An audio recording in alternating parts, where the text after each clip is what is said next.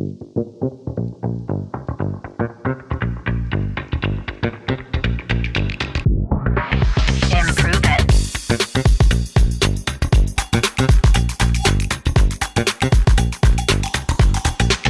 Improve it. Podcast.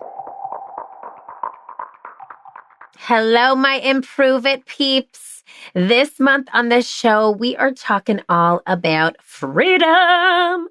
That is our word for the month. It is July 2024. And if you're listening to it in July, great. If you're listening to this anytime throughout the year, this word freedom is an opportunity for you to pause.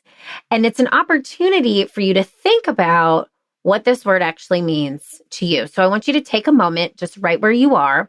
If you're driving, please do not close your eyes. But if you're walking, if you're sitting, I want you to close your eyes and just for a moment, think of what comes up in your mind when you say the word freedom.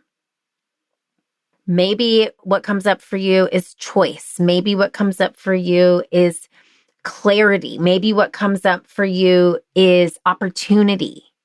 Whatever that word is, whatever came to mind, I want you to hold it close to you as we go through our time together today. Because what I can tell you is that freedom can be found. It can be a word that you use on a daily basis. You can find freedom from anxiety, freedom from people pleasing, and freedom from inside your own freaking head by learning not just what the word confidence means, but how to be more confident. Today's guest is going to talk to us all about this word confident, and I'm so excited for you to meet Nicole Kalil. Nicole has a passion for eliminating gender expectations and redefining women's work. It's what both keeps her up at night and what gets her up in the morning. Well, that and an abundant amount of coffee. She's an in-demand speaker, author of Validation is for Parking. Such a good book title. She's a leadership strategist. Try saying that 5 times fast. She's a respected coach, and she's the host of the popular This Is Women's Work podcast. Her stalker-like obsession with confidence sets her apart from the constant stream of experts telling us to be confident. She actually shares how you build confidence and gives actionable tools that you can implement immediately. Now, a fugitive of the C-suite at a Fortune 100 company, she has coached hundreds of women in business, which has given her insight as to what structurally, systematically, and socially is and isn't serving both women and leaders within an organization. Maintaining some semblance of sanity in her different roles of wife, mother, and business owner is an ongoing challenge. And whatever free time she has, she enjoys reading and wine guzzling, is an avid cheese enthusiast, a hotel snob, and a reluctant Peloton rider. If you clicked play, my beautiful Improve It peep, on today's show, it's because you want to know how to define confidence. You want to know and define what is chipping away at your confidence, and you want to learn how to actually build it tangibly, step by step. We're going to get to all of that and more. Nicole is giving us all the answers. Get ready to be blown away. Get ready to laugh and find freedom by improving your confidence. Without further ado, let's get to improving it with Nicole Kalil. Nicole, I am so freaking excited to chat with you. We had the best time on your show. Welcome to the Improve It podcast. Thank you for having me. I am so excited for our conversation. I know it's going to be high energy because you always bring the energy. I love it. Yeah. Well, and you bring the funny. I love following you on Instagram. I love your you have a sarcasm that I wish I had. I'm more cheesy. You're more sarcastic, and I like that about you. I love that about you. So bring that on today. Bring it. I'm the cheese. You're the sarcasm. We're gonna melt them together. It's the sarcasm cheese. Okay. And then people can use it as a dip. You can dip your chip in the cheese sarcasm. All right. So the theme for this month is freedom. And this is July. I want to just start by setting a one-word intention for our conversation. It could be a word that you want to receive, a word you want to give. What would you set as your intention for this convo? As it relates to freedom or just for the Just conversation. anything, it can relate to freedom. That's just like a suggestion to get Okay. you started. But as it relates to you and what you want to bring today. So my word is always confidence. That's the first go-to word in anything and everything that I do. So confidence. Yes. Okay. I love that. And we're going to bring that in as we go. I know we're going to talk all about confidence today. That's what I would love. I know our Improve It peeps are going to eat it up. Again, dipping it in that sauce. Okay. Dipping in the cheese. Choose sarcasm. Okay. So what does this word freedom, when you hear the word freedom, what does that word mean to you? So when I think of freedom, I think of choice and optionality. I think of the ability to do what feels best and right and true for me. And for me, that is being able to choose from a variety of options. Yeah. So I love that. And when you think about freedom as it relates to your career, what comes to mind? similar, the ability to choose and have options and do what feels right for me without getting stuck in the logistics or the details or whether or not I can afford to or whatever. Like I very much tie freedom and choice together. I know they're not the same, but they're like concentric circles for me because, yeah, I mean, freedom in my business is being able to do what I want to do, what's going to be most impactful, what lights me up from the inside, chase a dream without having to go, do I have the budget for that? Or how am I going to fit that in? Or how do I get the support that I need? It's so easy. And I know any business owner can relate to this. It's so easy to get stuck in the hows and the wins and the how am I going to pay for this? So that's freedom for me. I freaking love it. I freaking love it. And I also I was doing some research on you and just how you've gone from this corporate life to this entrepreneurial speaker, author, all the things that you are, podcast host, and that freedom you must have felt to create a life that you love and help other people do the same. I can imagine that's a very fulfilling sense of freedom too. It absolutely is. And I'd be being dishonest if I didn't also say that fear came along with a lot of that too. So the fear was the first part. The freedom came after. Yeah. I get that. Oh, I get that. I mean, there's still fear. Even 10 years in, I'm like, there's fear on a weekly, daily basis. Yes. Like it's real. Hourly. I love that though. And I love that you brought freedom into your life was the power to choose, which I think is perfectly said. And I think makes so much sense for the work you're doing. And I love that you're honest that fear was a part of it because it freaking is. It really is. And I want to talk about just your life as a whole. Is there anything, now I know you left corporate America and started your own thing. Is there any specific experience in your journey that you can think of that really brings the word freedom to mind? Well, I really do think the decision to leave my corporate job and start my own thing was all about freedom and choice and autonomy and fear, but really the wanting to be the decider of the trajectory of my career, of how much I'm worth, my value, what I'm doing, when I'm doing it, how much I'm making, the decider of what I'm doing with my time, the people and clients I get to work with.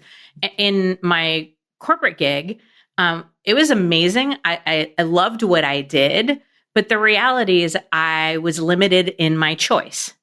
The company decided the products that we sold, the types of clientele we worked with, my peers, my advancements, my compensation package, all of those things. And they were all good. I was treated very well. And yet I still wasn't the decider. And for me, again, because choice and optionality are so important, I think that's probably the thing that you could look at too, that would be the most obvious, where I made a clear choice to step away from some freedom for more freedom. I love that. Isn't it interesting now that you've been an entrepreneur that freedom is like that to me, the freedom to create freely is almost like you can't put a price tag on that. I felt so boxed in at times. And again, I worked in corporate too, had loved the people, but it just, the moment that I was able to be the decider, I felt a different sense of my life felt completely different, honestly, because Totally. when you are boxed in, it's so hard to create. And when you do create, you have so many decision makers to get approval on. And I think what really took you out of that was that confidence, right? Like you had confidence in that decision to leave and to create your own freedom. Yeah, absolutely. Confidence played a big part. And I'm curious, Erin, if you experienced this too.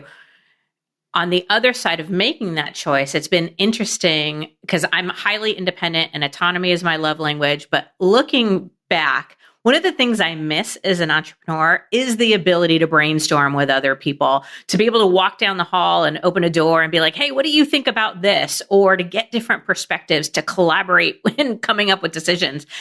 The thing I thought I would love the most about being an entrepreneur, I do, but it's also the hardest part, which is you feel pretty lonely and you often make decisions in a silo and you're like bouncing ideas off of random people whenever you can. And Yeah, I didn't think I would miss that as much as I do. totally.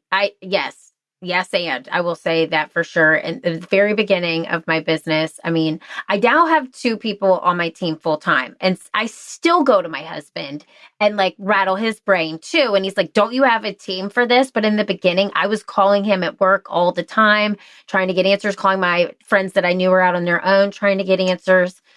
It is lonely. And then the other thing is, even though I have a team, it's lonely at the top sometimes. Yes. Because like, in the pandemic, who was feeling the brunt of that? Like, of course, everyone was feeling the scarcity. Everyone was feeling afraid for their health and their jobs. But like, I was the freaking person staying up late at night trying to figure out how to make it work, And that is when I felt the loneliest, even with a team of people, is when there's no one who can understand the weight you carry. Agreed. Yeah. Because I think these aren't real numbers, but like 70% of whatever is going on or that you want to collaborate with, you can do with your team. But there are, and usually the hardest, most challenging parts, there's like 30% that is not appropriate to bring to your team. I always have a rule. You can't vent down. You can vent laterally or up, but you can't vent down. So I can't go to my team members and talk about making this big financial decision and how scared I am and what the risks that I'm taking. I can't do that to them. That's not their piece or their role of this big puzzle. So I don't know. I found that to be lonely. And I too turned to my husband and my study group and my coach, but it's just different. I miss that part. Yes, I agree with you. And the people, when you're in the corporate environment, they all kind of feel the same. You're all in that culture together. You have peers, you have directors, you have people above you, below you, all the things. And I know there are times when it does feel extremely isolating.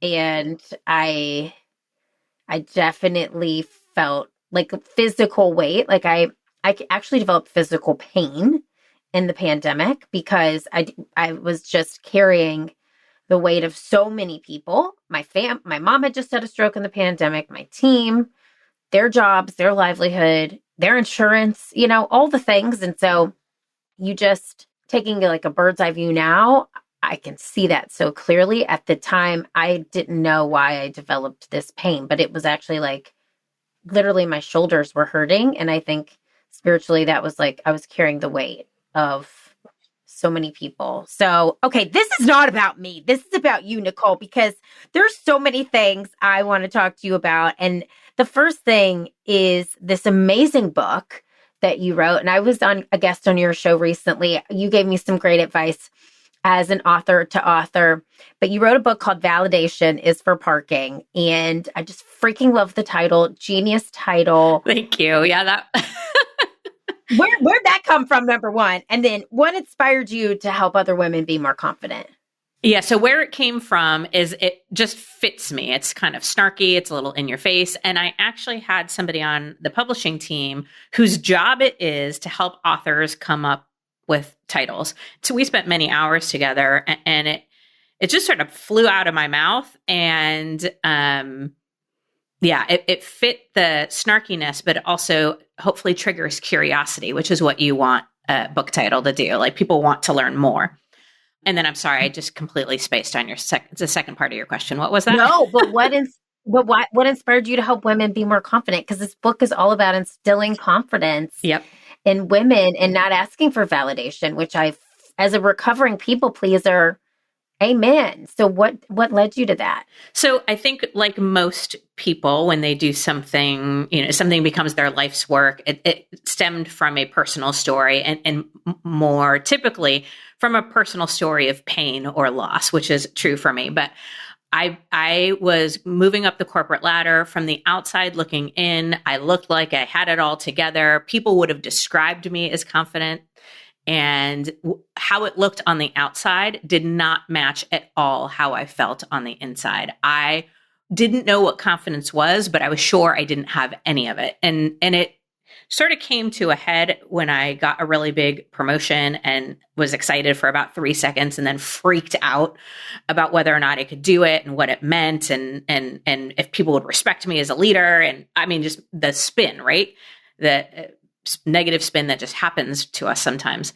And so at that point, I went on a personal journey to develop and build my own confidence. But what I realized is people tell us all the time to be confident, but nobody's telling us how to become confident. And I'm a how-to girl. Like, give me the step-by-step guide. I will follow it, but I wasn't finding anything other than buy this product or, wear this thing or work out. I'm like, okay, there has to be something more to it than this. And so I went down the rabbit hole of understanding what confidence is, how you build it, what gets in the way of it. And as I began to experience the feeling of developing my own and see what was different, as we often do, we can't help but share it with the people around us. And then that became a bigger and bigger thing. And at some point in time, it became the thing that gets me up in the morning and what keeps me up at night, which is how do we build confidence? And then the data is very clear. Women or young girls from the age of about 8 all the way to our late 40s are operating in our careers, in our lives, in our relationships with less confidence than our male counterparts. Now, I'm speaking in generalities. There might be, somebody listening in who's like, no, I'm super confident. Great. I am thoroughly thrilled for you. But the reality is, generally speaking, women are spending the bulk of their lives with less confidence than their male counterparts. And not because we're born with less, but because we've been socialized out of our confidence. I mean, I believe it. And that sucks. It sucks so bad. Yeah. And it's so cool that this is your mission. And so let's just get right into it. First of all, how would you define confidence? What would you say confidence is? I'm so glad you asked that question, because that to me was the biggest game changer.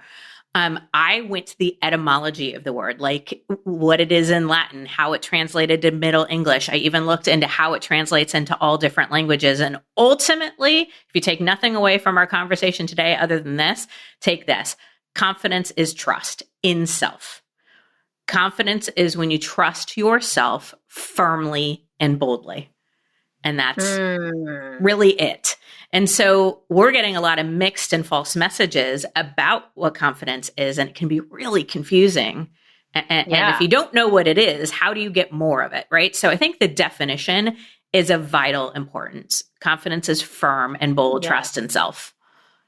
Love it. Love it. And I feel like when you said that, it was almost like a little boop in my soul. She woke up. She said, hey, I'm here, and it's such an easy thing to say in theory. It's so hard to practice. So I want to get into that because I'm also a tangible person. I love that. Let's first talk about the things that make us less confident. What are 5 things that make us less confident or they just chip away at our confidence? Yeah. So these are doing damage to all of our confidence, whether we're aware of them or not. And I've just yet to meet a person who isn't experiencing at least one of these things on a very regular basis. So the 5 things that are chipping away at our confidence are perfectionism, what I call head trash, negative thoughts, inner critic, whatever you want to call it. I call it head trash because I want it to sound as disgusting as it actually is. So perfectionism, head trash, comparison, overthinking, and seeking confidence externally. It basically looks like us thinking someone or something is going to give us our confidence as opposed to what it is, which is something we build internally. If I had to add a 6th, which you didn't ask, but I'm going to, people pleasing would be the 6th confidence.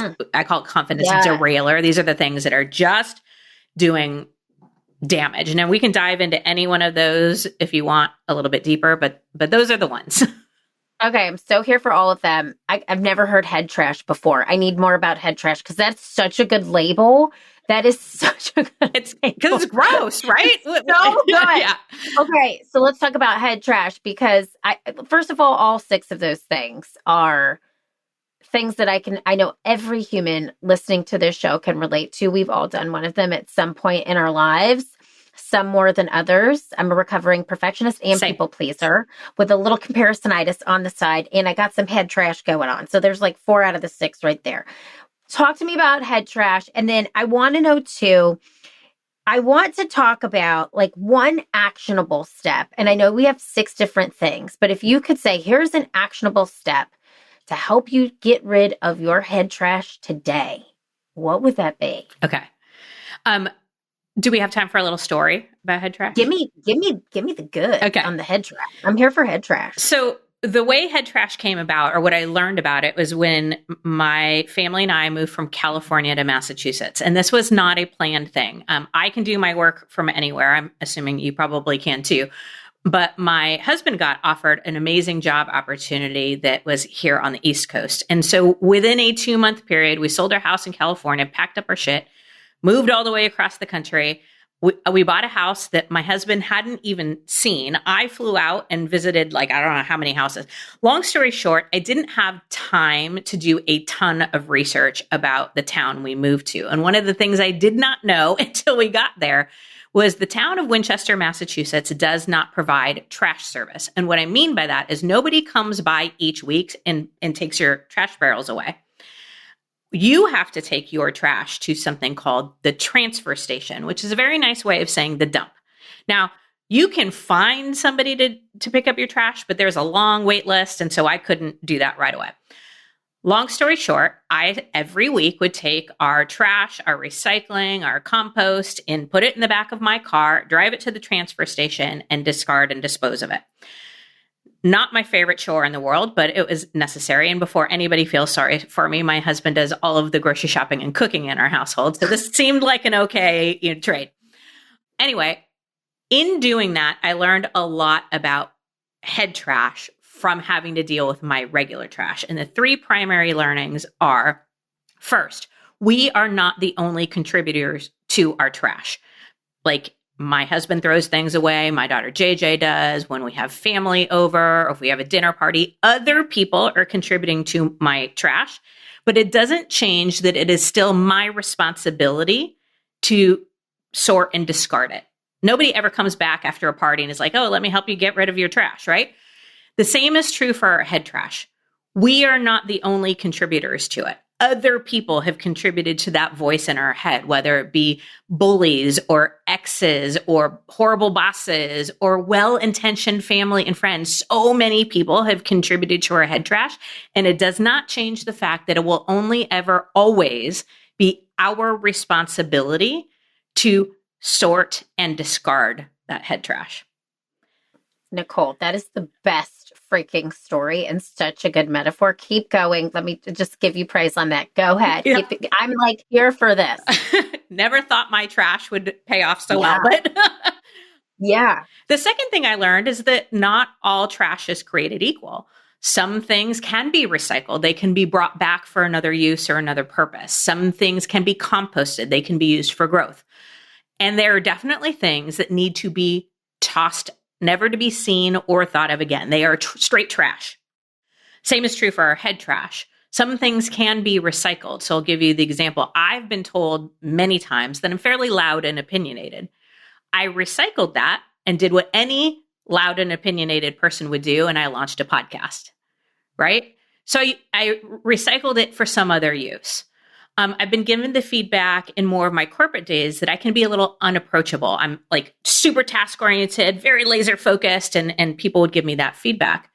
I wanted to compost that. That's something I wanted to use for my own growth because that's not who I wanted to be. And so I worked on developing the skill and paying attention to creating a more open and inviting space.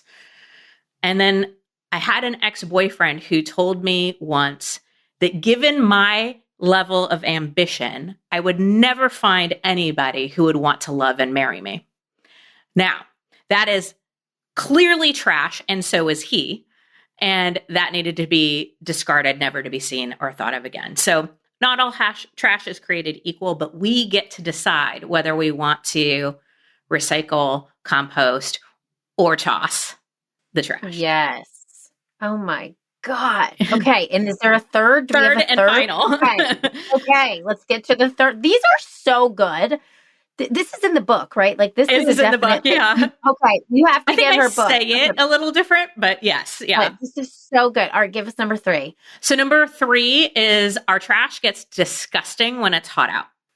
New England summers are humid, and no joke, like we're talking maggots, smell, and like having to take it and put it in my car and drive. It was just gross. And so when it's hot out, I need to deal with my trash more consistently and with more focus and intentionality. I need to be more diligent. I need to take it 2 or 3 times a week instead of 1 or 2 or 1 time every week or every other week when it's winter, right?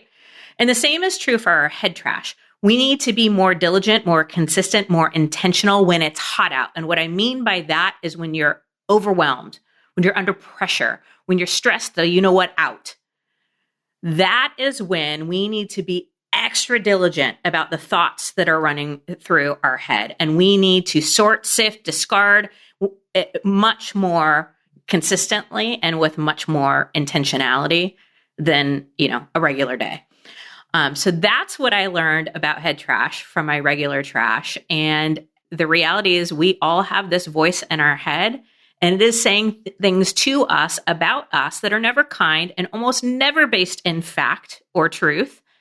And yet we operate as if they are, and it is chipping away at and doing massive damage to our confidence. And then to answer your question, what's the one thing that we can do? Give ourselves grace. The way we talk to ourselves matter. And the simplest way to start is to begin to talk to yourself like someone you love. If you're saying things to yourself that you wouldn't say to your best friend or your partner or your child, then we need to hold on. What would I say to them in this situation? And then we begin to practice saying that to ourselves. Nicole, mind blown. Okay. This is amazing. I'm here to get trashed. Okay. I want to get rid of the trash. Yeah, I never thought trash would be so cool. That is such a good metaphor, and what a beautiful reminder. Like when you're in that moment of going down the negative shame spiral in your head, like boom, get rid of the trash, get rid of the trash. Also the inner child piece, the talking to yourself like are you talking to yourself like you had a best friend or your child? So resonates. And this is just, I think, a beautiful picture. I literally pictured, we both have kids, but like I pictured my son, and would I say those same things to him? Absolutely not. And I work with an energy healer, and I was just telling you this before we hit record. I burned myself out, which you and I talked about, before my book launch. You're like, I burned myself out, and I remembered those words, but I did it anyway. And my healer said, here's what you have to do. You need to have a picture of little Erin at 7 or 8 years old and put it at your, I meditate all this stuff. She's like, put it at your altar And every day, think about what little Erin needs and what you would say to her. And I got to tell you, that shift right there too helped me so much with the head trash because I was beating myself up for burning myself out, which is, the head trash I was having about, burning, Yeah. right? So it was just this, it can become an endless cycle and it does hurt your confidence. It hurts your psyche. It hurts your nervous system, all the things. Well, the reality is we spend the bulk of our lives inside of our own minds. Totally. We might as well make it a nice place to be. Right? Totally. Oh my God. Yes. Okay. This I'm curious about because this ties hand in hand. Do you have are you an affirmation person? Is there things that you say to yourself to get rid of the head trash? And if so, could you share one with us if you feel vulnerable and comfortable to? Okay. So I have thank you. A very simple one. I am actually not much of an affirmation person, but I actually had somebody on my podcast recently who explained it in a way that really made sense to me. And it was a lot of times when we do affirmations, we're saying something that's the opposite of how we feel. And it can feel like we're lying to ourselves, right? So if we're struggling with money and our affirmation is, I am abundant, wealthy, and it's like, ooh, that does not feel, that's what makes it so hard for me. Now, if it works for you, love it, do it, whatever works for you, I'm a big fan of. But for me, that is why affirmations were always harder. So I'm working on some different affirmations that feel true. Like, I'm afraid and I trust that it will be okay. That feels more true for me. Or, yes. But the simplest one, the one I do default to all the time when head trash keeps kicking up, is I just repeat the word gentle in my mind over and over. Gentle, gentle, gentle. As a reminder to be gentle with myself the same way I would be with my daughter, JJ, or my best friend, or my husband, or anybody that I loved. Because I would still tell the people I loved what I think they need to hear. I would still tell them the truth. I would still challenge them, but I would do it with kindness and gentleness and love. And that is the reminder I'm giving myself. Be gentle with myself the way I would be with them.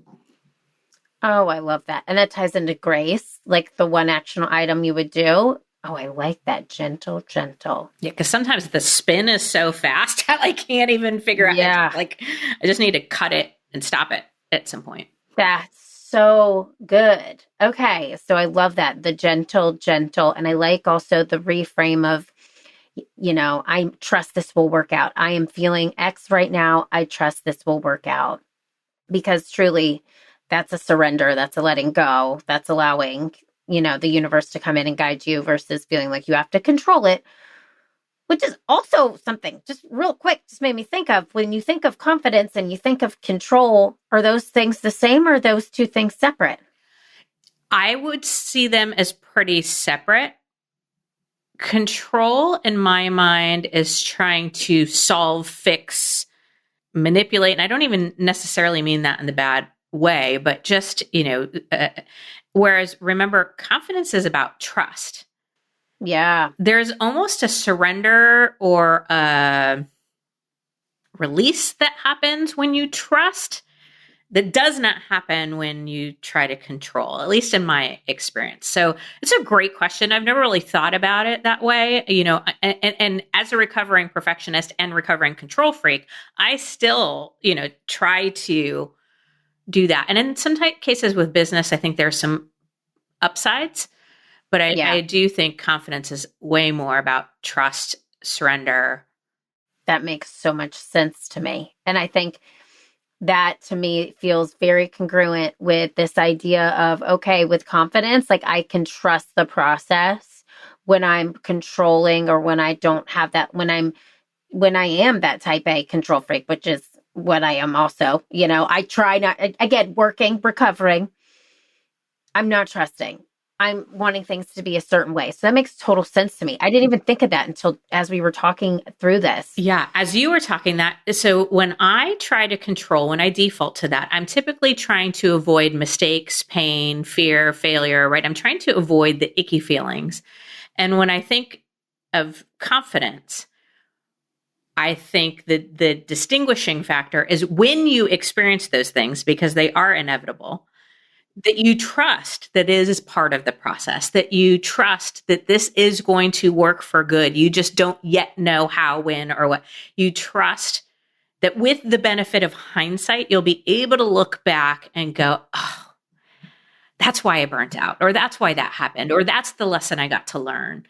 And so I haven't been able to figure out how to make mistakes, fear, or failure suck any less. They still do when I'm in it, but the way I interact with it is a lot different today when I'm standing in a place of confidence and trust than like trying to control and make it go away. Totally. Oh, that's so good. So good. Okay. I want you to feel like you have left everything on the table when it comes to confidence. Is there anything that we haven't talked about that you want the Improve It peeps to know? So we hear this expression a lot in business, fake it till you make it.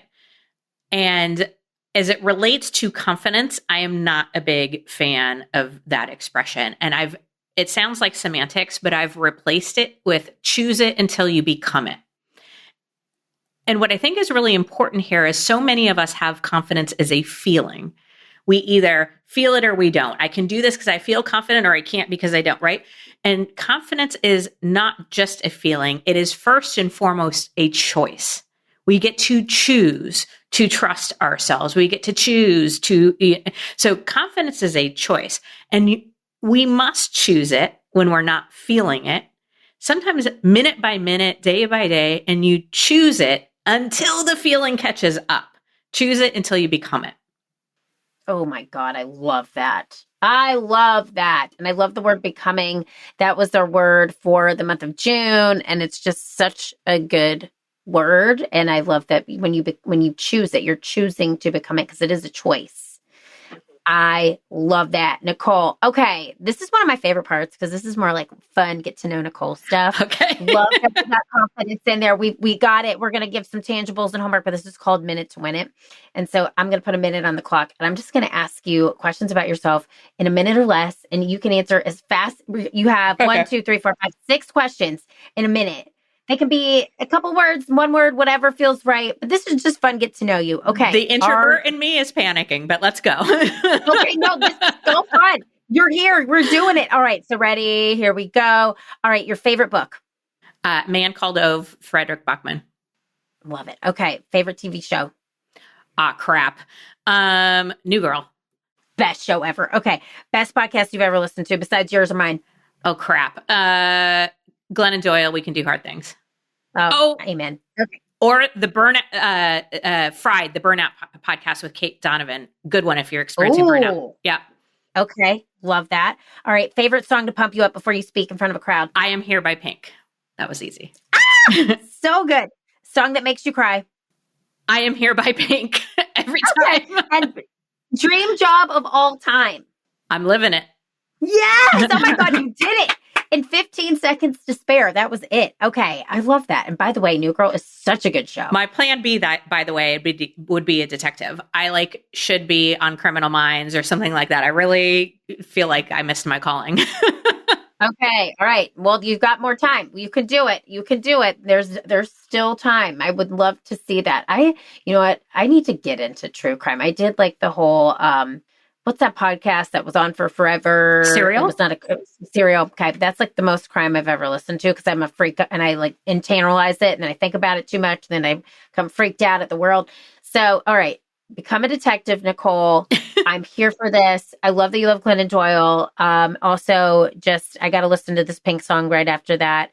And I want to ask you one more question. This is the question we ask every guest. Improve it to us is that it's that thing that you felt like you were here to do. So you said your life's calling might be to be a detective, but what do you think Nicole's real it is?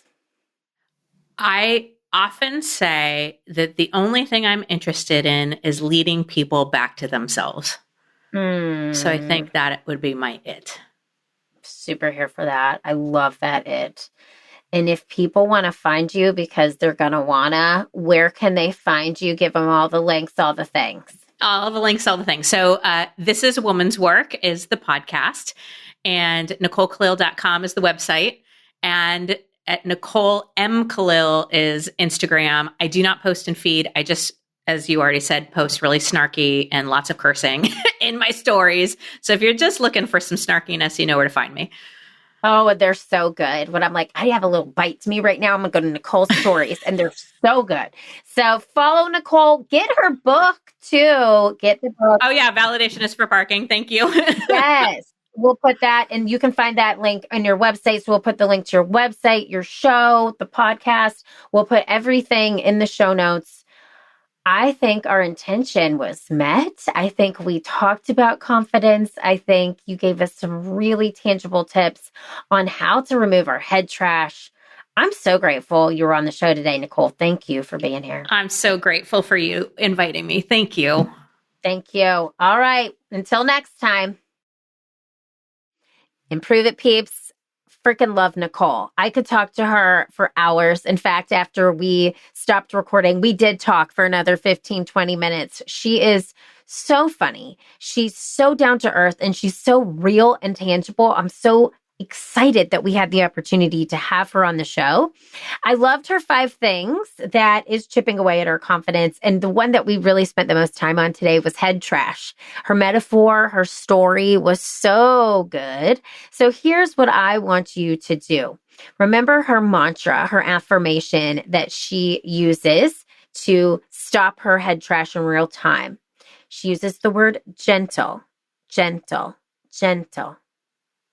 I want you to do that today. I want you to find a moment when you are starting to fill your head with some type of trash, some scarcity statement, some type of limiting belief, and I want you to use the affirmation, gentle, gentle, gentle. Pretend you're talking to your 8-year-old self or your child. Would you say those mean things to 8-year-old you or to 8-year-old child that you might know? The answer is probably no. Gentle, gentle, gentle is the way to go. My friends, I have to thank you so much for being a part of today's show. I am thrilled to bring amazing guests like Nicole on the Improve It podcast, and I want to keep doing it. So here is my ask. If you liked the show, please consider leaving us a 5-star review on iTunes. It's what guests look at when they see, do they have a great audience who's engaged? And that makes them want to come on the show, number 1. Number 2, it helps bring more amazing peeps to this community. So leave a review, and in the comments, you can also ask a question, and I will most likely answer your question here on the show. So grateful for you. You know what I'm going to say. Keep failing, keep improving, because this world needs that very special it that only you can bring. I'll see you next time.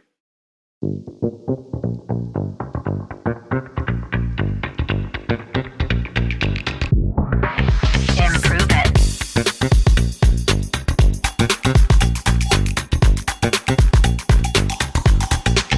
Improve it. Podcast.